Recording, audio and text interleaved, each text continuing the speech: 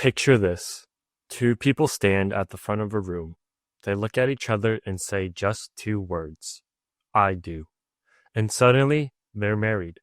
No lightning, no physical force, just words. But those words didn't describe something. They created something.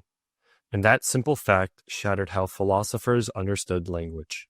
For a long time, philosophers treated language like a mirror. Sentences were supposed to describe reality. If they matched the world, they were true. If not, they were false. It's raining. The cat is on the mat. Language, on this view, just reports facts. Then J.L. Austin showed up and asked the dangerous question. What if talking isn't describing the world, but doing things in it? Austin noticed something strange about certain sentences. When I say I promise to call you, I'm not reporting a promise, I'm making one. When a judge says, I sentence you to 10 years, they're not describing a sentence, they're issuing it. Austin called these performative utterances, statements where saying the words is the action itself. They're not true or false, they succeed or fail. And whether they succeed depends on something crucial. Imagine two actors on stage saying I do. No one walks out legally married. Why? Because the words were spoken in the wrong context. Austin calls the background requirements for performative to work Felicity conditions. For words to do something, there has to be a recognized social procedure. The right people must say them, in the right circumstances, with the right intentions. If these conditions fail, the act fails. A wedding without authority is a misfire. A promise made without sincerity is an abuse. Language doesn't float freely. It works because it's embedded in social rules. At first, Austin thought there was a clear split.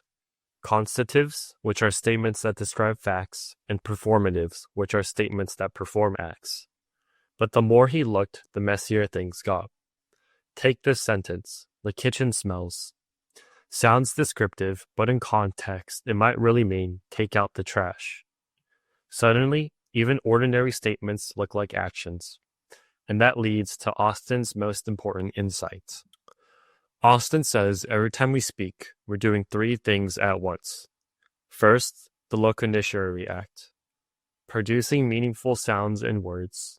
Second, the illocutionary act, what you're doing in saying it, asserting, warning, requesting, or promising. And third, the prelilocutionary act, what happens because you said it, persuading, frightening, motivating action. So when someone says the kitchen smells, they might be stating a fact, issuing a request, and successfully getting someone to clean. Meaning isn't just in sentences, it's in what speakers do with them. Austin's insight rewired philosophy. Language wasn't just about truth anymore. It was more about power, obligation, authority, and action. Contrast exists because words bind people. Laws work because sentences create permissions and punishments. Even clicking an I agree changes what you're allowed to do. Austin showed that language is not a mirror, it's a toolkit.